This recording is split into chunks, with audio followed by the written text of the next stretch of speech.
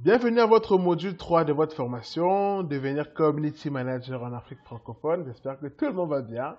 Moi, ça va super et je suis ravi de continuer l'aventure avec vous. Alors, dans le cours numéro 5, on va voir deux belles thématiques. Le newsjacking et les marronniers africains. Alors, il faut déjà commencer par définir ce que c'est que le newsjacking. Il faut savoir que le newsjacking a une autre appellation, le buzzjacking.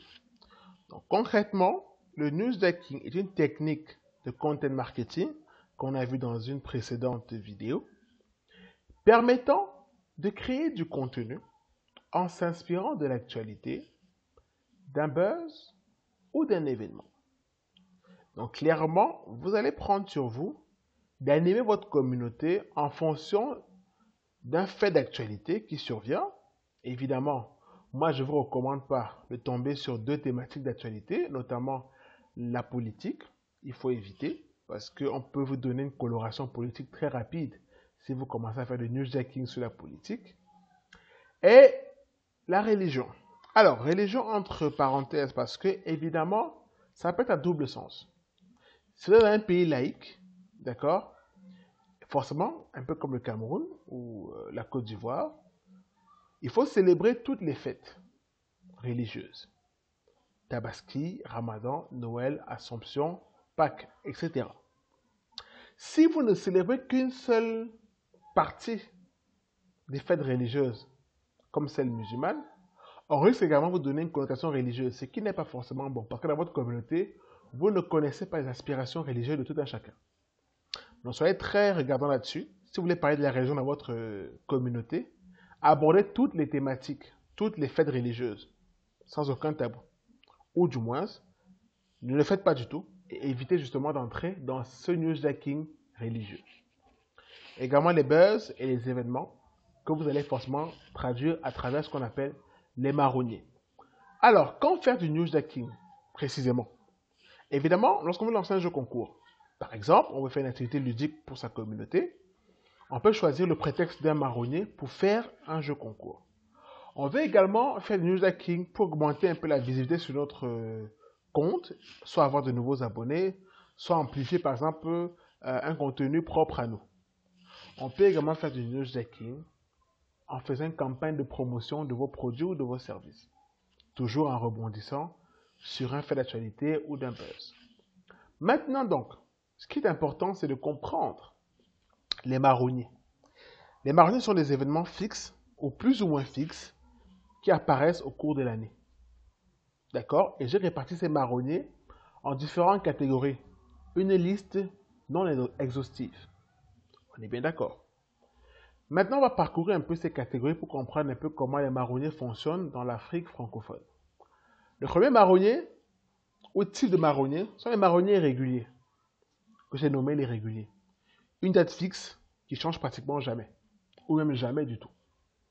Saint-Valentin, 14 février. Que ce soit un mercredi, un dimanche, un samedi, ça reste le 14 février.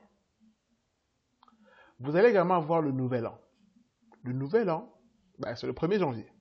Honnêtement, on ne peut pas changer ça. C'est la nouvelle année, donc clairement, on sait que le nouvel an, vous avez forcément un marronnier pour dire bonne année ou heureuse année à votre communauté. Et on peut même prendre un autre marronnier juste à côté, la Saint-Sylvestre, le soir du réveillon. Clairement, c'est également un autre type de marronnier qui ne change pas. 31 décembre, 1er janvier. Ok? Marronnier régulier. Vous voyez à l'écran, on a Joanne Magazine qui a fait un marronnier sur la Saint-Valentin en partant des petites vidéos drôles, humoristiques des influenceurs pour rebondir un peu sur l'événement. Vous pouvez également faire des jeux concours pour offrir par exemple des fleurs ou des chocolats ou alors offrir des voyages à deux dans une cité balnéaire. Pourquoi pas? Ça va dépendre de comment vous allez organiser votre contenu. Vous avez maintenant les marronniers historiques. Dans les marronniers historiques, vous avez les journées mondiales, par exemple, comme celle qui s'affiche à l'écran, la journée mondiale de l'enfant africain, qui ne change pas de date, c'est connu. Et là, on a une image de l'UNICEF qui a partagé un très bon message pour l'occasion. Vous avez également les fêtes nationales. Ça, c'est connu de tous. Pour le Cameroun, c'est le 20 mai. D'accord? Pour d'autres pays, d'autres dates, mais ce sont des dates fixes qu'on connaît. Ou fête nationale ou fête de l'indépendance, l'un ou l'autre. Ce sont les dates qui sont également fixes, mais qui sont généralement des rappels historiques. Vous avez également des événements tragiques qui peuvent faire l'objet justement d'un Throwback Thursday, comme on a vu dans un précédent cours. Chez nous, on a eu une tragédie triste, la tragédie des Eka, un 21 octobre. On peut également faire des publications pour se rappeler un peu de la tragédie et faire justement un petit post pour se rappeler ou avoir une prière pour les victimes de cette tragédie-là. Vous avez également des marronniers saisonniers qui interviennent dans certaines saisons. Je commence par les grandes vacances. Les grandes vacances, clairement, on sait tous que les élèves finissent généralement en juin ou début juillet. Et dans la période de juillet-août, c'est la période dédiée aux vacances pour les enfants. D'accord? Il faut qu'ils s'amusent, il faut qu'ils trouvent de quoi s'occuper, il faut qu'ils s'occupent en général. Et donc, pour cette période-là, vous pouvez mettre en place différents contenus pour montrer un peu si vous avez un centre d'accueil pour les jeunes, des activités ludiques, un parc, des cours de répétition, pourquoi pas. Ça va dépendre de vous, mais vous pouvez faire du nursing là-dessus. Ou encore, faire des jeux concours pendant les vacances, pourquoi pas. Permettre aux gens de gagner des différents lots, des jeux vidéo, des vélos, des voitures électriques, bref, une panoplie de jeux et de cadeaux à faire gagner. On a également la fameuse fête des mères ou le fameux fête des pères. La fameuse fête des pères, pardon. On sait généralement que ces deux fêtes-là font forcément réagir nos communautés parce que tout le monde veut rendre hommage à ses parents. Et donc, vous profitez justement de cette fête-là pour mettre en avant vos produits, vos services ou organiser un jeu concours. Ça va dépendre de vous. Les marronniers saisonniers. Les marronniers climatiques, très importants. Des fois, on les voit passer, mais on se dit peut-être pas que ce sont des marronniers. Or, ce sont vraiment des marronniers. Saison des pluies, saison sèche. Honnêtement, en Afrique, ce sont les deux saisons qu'on connaît. On ne connaît pas Halloween. Je répète, on ne connaît pas Halloween. Même si je sais qu'il y a des gens qui fêtent Halloween, c'est pas forcément un marronnier qu'on connaît, mais bon, ici on connaît la saison des pluies et la saison sèche. Maintenant, on va prendre la saison des pluies qui est généralement un peu plus dévastatrice parce qu'elle peut causer des inondations ou des dégâts multiples pour les habitations. Vous pouvez par exemple en tant que marque publier régulièrement un bulletin météo pour avertir les gens par exemple, ok, demain il risque de pleuvoir, demain il risque d'avoir des orages, sortez couverts avec vos parapluies, etc. Ça va montrer aussi un côté humain de votre marque qui se rapproche de la communauté en partageant des astuces côté bulletin météo. Les marronniers climatiques. Les marronniers religieux, très très en vogue, comme je vous rappelais au début de la vidéo. Soit vous les prenez tous, soit vous les esquivez tous, d'accord? Mais on a de très beaux marronniers religieux, la fête de Pâques, l'Ascension, l'Assomption, la Tabaski, Joyeux Noël, ou encore le Ramadan.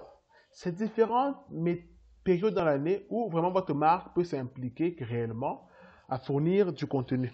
Je sais par exemple qu'il y a des événements, des pays comme le Sénégal, où par exemple les fêtes religieuses musulmanes marchent très bien, surtout pour les marques qui ont intérêt en fait à rebondir à chaque fois qu'il y a ces périodes-là pour mettre en avant différents produits ou faire des offres ou des promotions. Clairement, c'est une période propice en fait pour se mettre en avant. Et donc, pour terminer, les marronniers sportifs. Je vais clôturer par là, les marronniers sportifs. Parce que clairement, je vous ai dit qu'en Afrique, le sport, le roi, c'est le football. Et on a généralement un marronnier très important qui se déroule tous les 2 ans.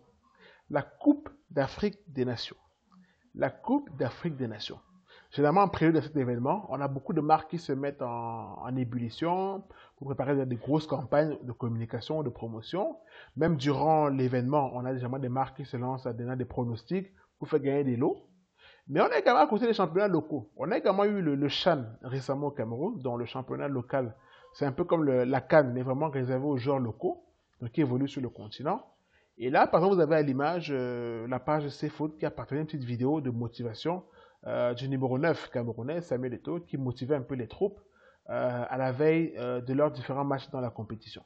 Donc, ça montre clairement que vous avez, et là vous voyez, il y a plus de 700, près de 700 commentaires sur la publication qui est à l'écran. Ça montre clairement l'engouement que les gens ont pour le sport roi qui est en Afrique. Donc n'hésitez pas forcément à utiliser tous ces marronniers qu'on a vus, climatiques, saisonniers, réguliers, religieux, sportifs, pour voir un peu comment vous allez mettre en avant vos différents contenus ou vos différentes campagnes à travers les réseaux sociaux.